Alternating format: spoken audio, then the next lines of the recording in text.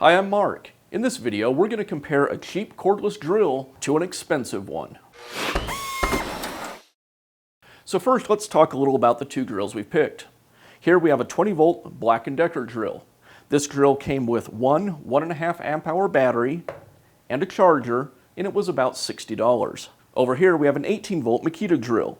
It came with two 5 amp hour batteries and again a charger. Now let's talk power. Our Makita drill puts out 1,090 inch-pounds of torque.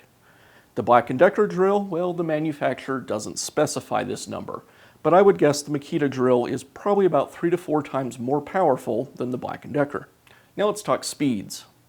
The Makita drill has two speed ranges. In the low speed, it's variable from 0 to 550 RPM. In the high speed, 0 to 2100 RPM. The Black & Decker has just one speed range, there's no selector, and it's 0 to 650 RPM. Our Makita drill comes with a 1/2 inch chuck. In other words, it can accept bits that have up to a 1/2 inch shank. And the Black & Decker drill 3/8. Both of the drills have a drilling mode as well as a clutch mode. The Makita drill also has a hammer drill mode, so you can drill into masonry. Another big difference between these two drills is the Black & Decker is a brushed motor and the Makita has a brushless motor. Now what that means is typically with a brushed motor, the manufacturer can build a more powerful motor in a much smaller space than if it were a brush style. Also, there's a lot less wear in the brushless motor because we don't have carbon brushes rubbing against the commutator on the armature. So overall, brushless motors tend to be more powerful and will last longer with little or no maintenance. Another thing we'll talk about are the batteries. Like I said, the Black & Decker is a 1.5 amp hour battery, and the Makita comes with two 5 amp hour batteries. You could think of amp hours as the size of the gas tank in each of the batteries. Essentially what that means is the 5 amp hour battery here will do the same amount of work for 3.5 times longer than the 1.5 amp hour battery that came with the Black & Decker. Next, let's open up each of the drills and look at the internal components and see what's different there.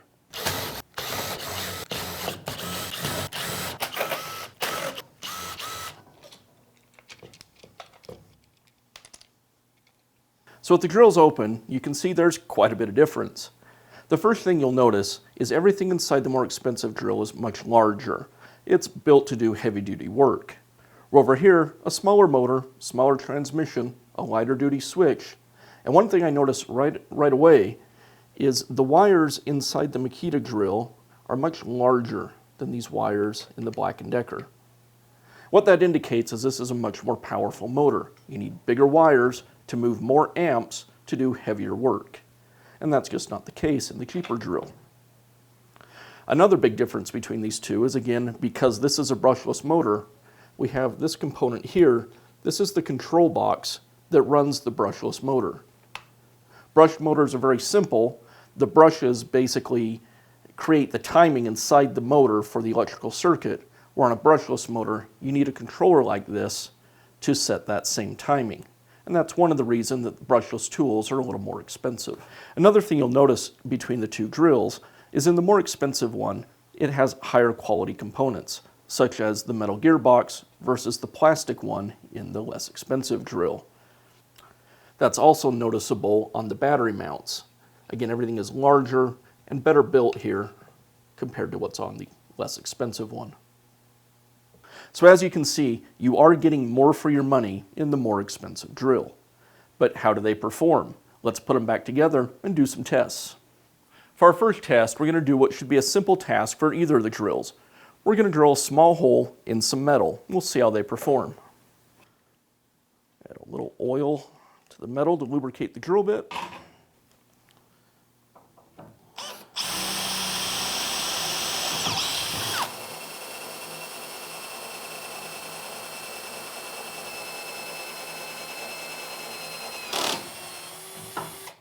So while both drills did the job, the Makita was obviously much faster. And that's because it has that 2-speed gearbox. I was running it at almost 2100 RPM, where the most this would do was 650. So now a more challenging test. Now we've moved to a 1/2 inch drill bit, and again we're going to drill in the same piece of steel. And we'll see how it does.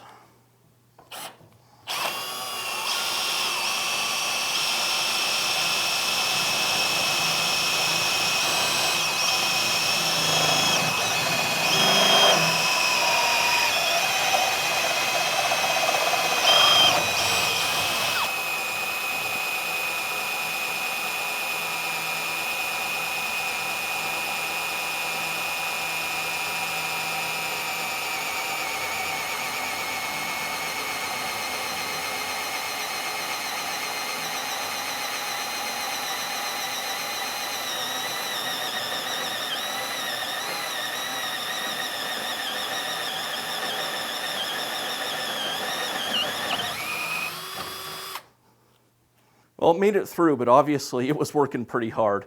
I actually didn't think it was going to be able to do it. I kind of figured it would stall right at the end. It did do it, but definitely it was at its max capacity. And once again, the Makita made easy work of that 1/2 inch hole in steel. For the next test, we're going to drill a hole using a large hole saw. In this case, it's a 4-inch hole saw. We'll see how this goes. Except there's a problem. With that 3/8 chuck, we can't even put something like this in the Black & Decker.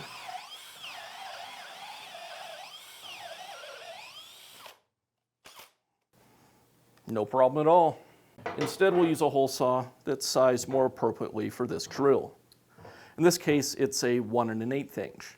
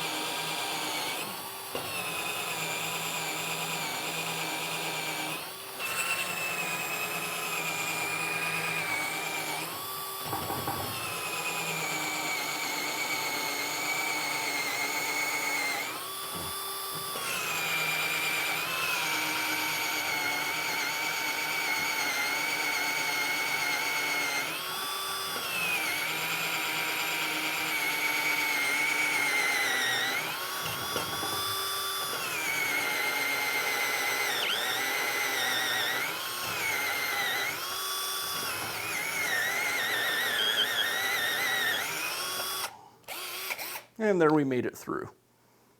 For our last test, I'll drill a hole in this masonry block. Now, I guess this isn't really a test, more of a demonstration, because our expensive drill has a hammer drill mode, and our cheap drill doesn't have that, therefore we can't drill a hole into masonry with it.